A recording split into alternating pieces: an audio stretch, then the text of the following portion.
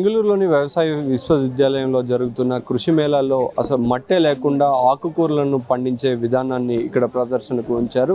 మొత్తం మనం ఒకసారి చూడొచ్చు. ఇందులో మొత్తం కూడా మట్టి లేకుండా పూర్తిగా కూడా ఆకుకూరలను పండించుకునే విధానాన్ని అయితే ఇక్కడ ప్రదర్శన ఉంచారు. మనం ఒకసారి చూడొచ్చు. ఇక్కడ మొత్తం కూడా ఆకుకూరలు అనేది పెంచుతున్న పద్ధతిని ఇక్కడ అన్ని కూడా ఇక్కడికి వచ్చే విజిటర్స్కి అంతా కూడా ఎక్స్ప్లెయిన్ చేస్తున్నారు. సో ఇది మొత్తం కూడా అసలు మట్టే లేకుండా ఎలా ఆకుకూరలు పండుతున్నాయి, ఎలాంటి టెక్నాలజీని ఉపయోగిస్తున్నారు, ఇది ఎంతవరకు సాధ్యమవుతుంది, దీనివల్ల ఏమన్నా ఆరోగ్యకర విషయాలు ఎలా ఉంటాయనేది తెలుసుకుందాం. సార్, ఇది మట్టే లేకుండా ఆకుకూరలను పండించుకునే విధానాన్ని ఇక్కడ ప్రదర్శించారు కదా, ఇది ఎలా సాధ్యం అంటారు? ఇది ఎలా ఇవన్నీ పెరుగుతాయి?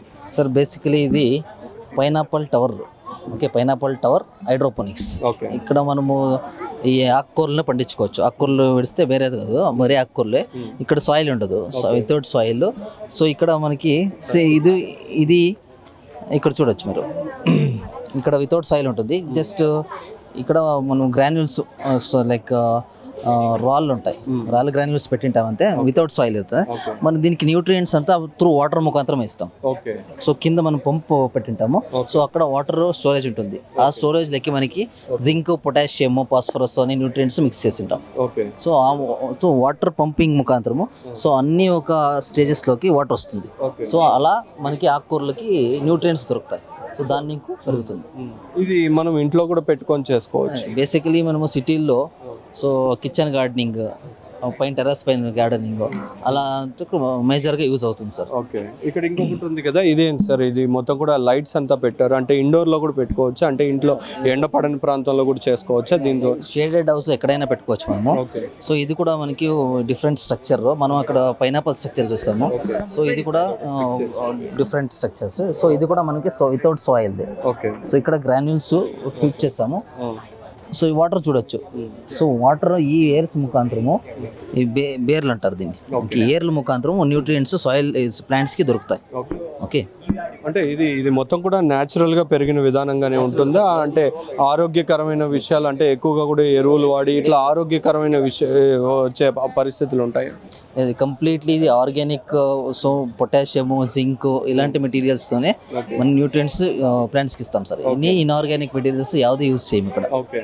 Completely organic. సో అదంతా యూజ్ చేసినప్పటికీ ఆరోగ్యకరమైన ఇవేమి ఉండవు. ఇది సార్ ఆరోగ్యం అంతా మనకి.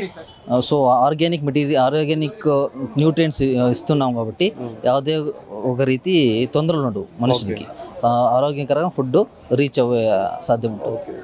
సో ఇది మొత్తంగా అసలు మట్టే లేకుండా కూడా ఆకుకూరలను పెంచే విధానాన్ని అయితే ఇక్కడ ప్రదర్శనకు ఉంచారు. ఏదైతే ఇక్కడ ఎల్ఈడి లైట్స్ ఉన్నాయో ఇవి మొత్తం కూడా మనం ఇంటి లోపల అసలు ఎండ కూడా పడని ప్రాంతాల్లో కూడా పెట్టుకొని పెంచుకోవచ్చు. మరొకటి ఏదైతే ఇక్కడ టవర్ రూపంలో ఉందో ఇది యాపిల్ టవర్ అంటారు. ఇది మొత్తం కూడా ఒక ఎండపడే ప్రాంతాల్లో మిద్దె పైన కానీ ఇంకెక్కడన్నా కూడా మనకు కావాల్సిన ప్రాంతాల్లో ఇది పెట్టుకొని మొత్తం కూడా ఆకుకూరలు అయితే పూర్తిగా కూడా పండించుకోవచ్చు అని, దీనివల్ల ఎలాంటి ఆరోగ్యపరమైన ఇబ్బందులు కూడా కలగవని చెప్పి సిటీల్లో ఉన్నవారు ముఖ్యంగా కూడా సొంతంగా ఆకుకూరలను కానీ పెంచుకోవాలనే ఆసక్తి ఉన్నవారు ఈ పద్ధతి ద్వారా కూడా పెంచుకోవచ్చు అని చెప్పి చెబుతున్నారు. కెమెరా పర్సన్ సునీల్తో కలిసి రుత్విక్, ఏబిఎన్ ఆంధ్రజ్యోతి, బెంగళూరు నుంచి.